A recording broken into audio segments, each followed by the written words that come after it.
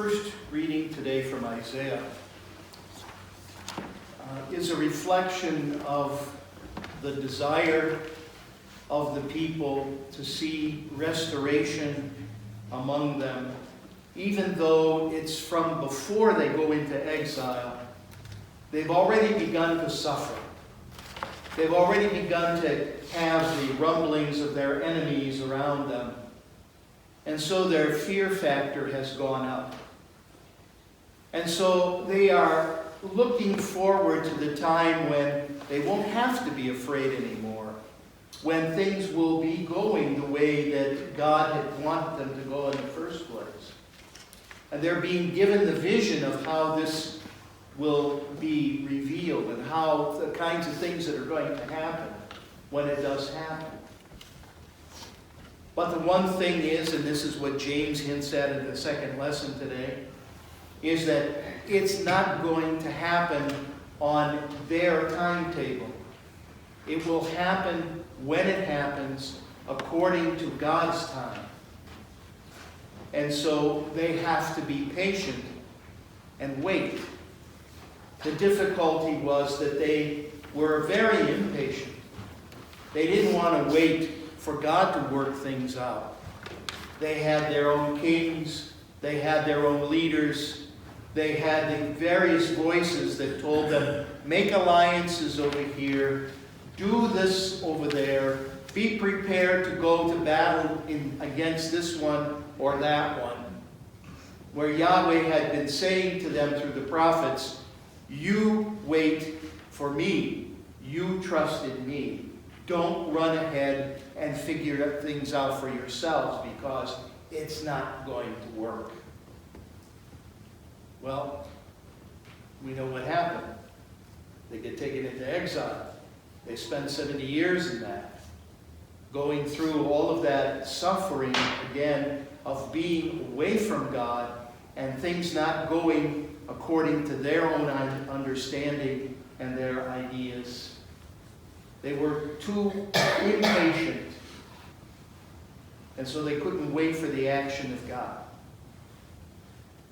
So we fast forward to John the Baptist in prison. And John, waiting for his eventual execution, is perhaps going through a moment where he's wondering, has this been worth it? Did I really do what I was supposed to do?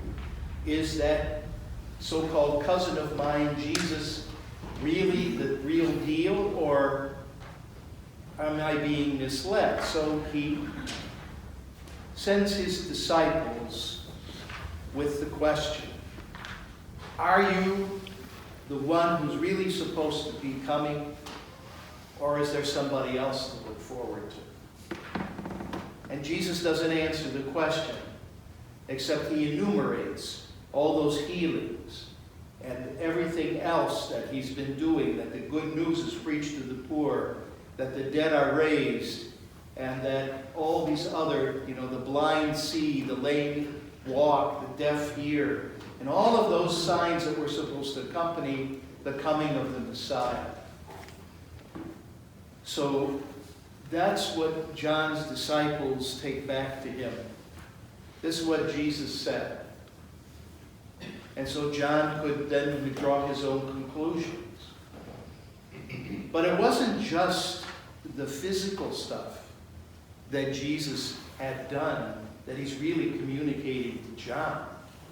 What he's communicating to John is that God has indeed taken mercy and compassion on this people. The things that you, John, have been preaching about, the things you were calling people to be aware of, these things now are happening, and people are being invited to go beyond the sign, beyond the healing, to see the truth behind it, to find the God behind it, the God that they think they knew, they thought they knew, but the God who is acting in a different way, in a fuller way, and in unexpected ways.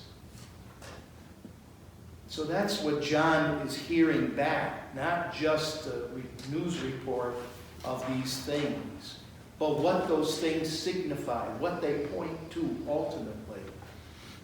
And so John could know that he had been on the right track, had done the right thing, and so that this handing over ultimately of his life after a life of faithful proclamation and consequences of his fidelity, that it was an ultimately worthwhile gift to give over. It wasn't a wasted life, in other words. We all, I think, hope at different times to experience something of what Jesus enumerates there in answer to John.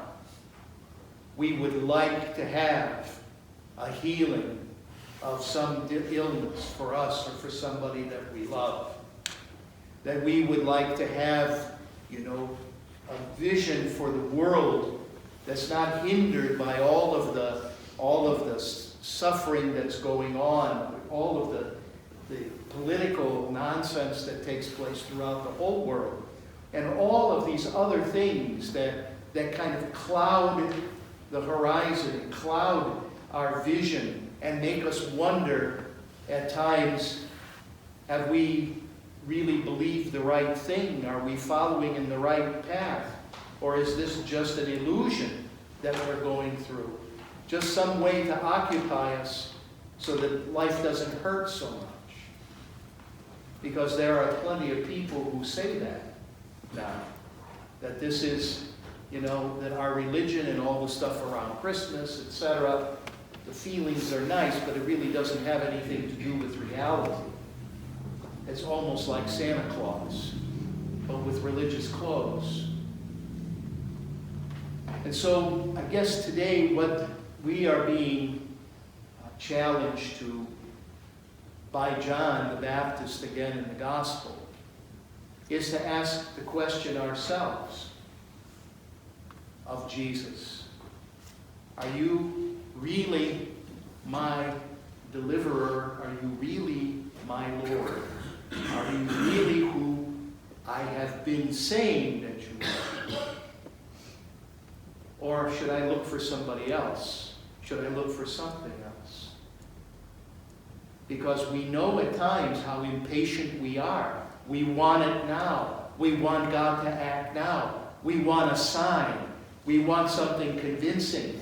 We want the answer that we have been craving, demanding. And surprise, it doesn't come. And so we are called to trust in faith and to wait for God to act. And that, I think, is the most difficult thing of all, is to have to wait. That God does not act on demand like so many other things in our life. And that's where we are called to continue to live in faith, knowing that God's vision for this world, for the life of God's people, and for all the people on the earth is not one of degradation and misery and ruin and pain and suffering. That's not the ultimate vision. That living in total insecurity and always under some kind of threat is not God's vision for this world or for God's people or for all of the people on the earth. But it only works out in God's plan and in God's time. So halfway through Advent, more or less, we have this Gaudete, this rejoice, this Rose Sunday.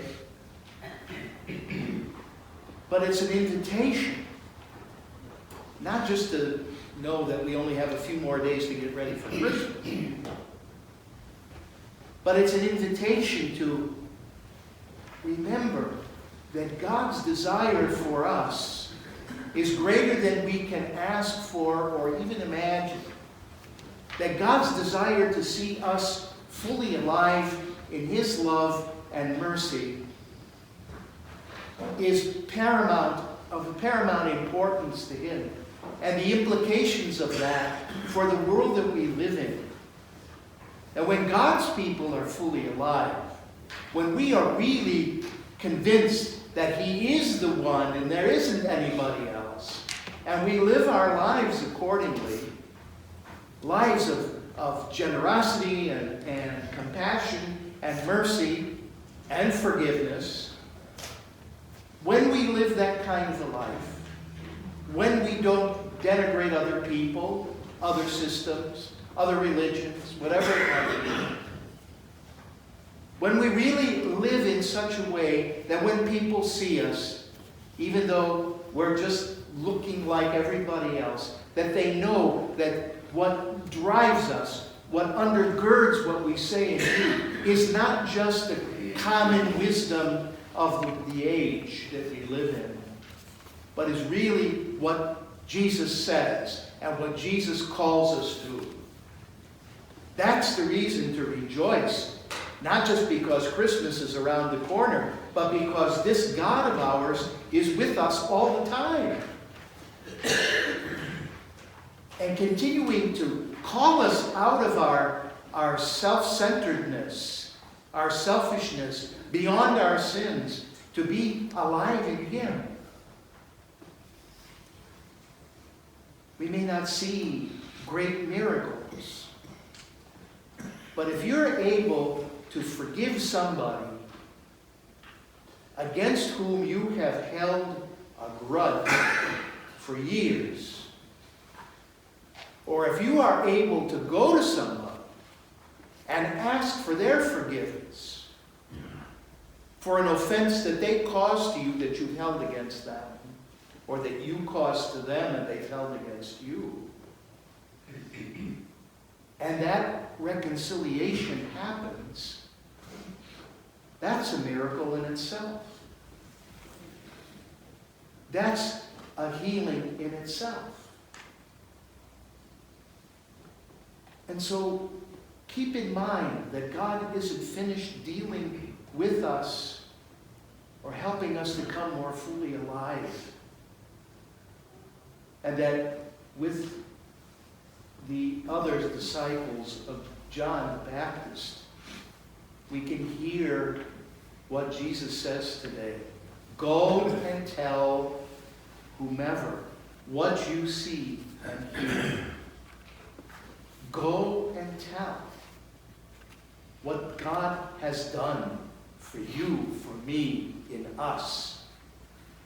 And what He continues to do as He comes to us once again today, in His Word, in one another, and in the sacrament of the altar, where He unites Himself again with us and unites us with Him, so that we can become, for this world, a light and hope and joy and peace through our words, our lives, and everything that we say and do.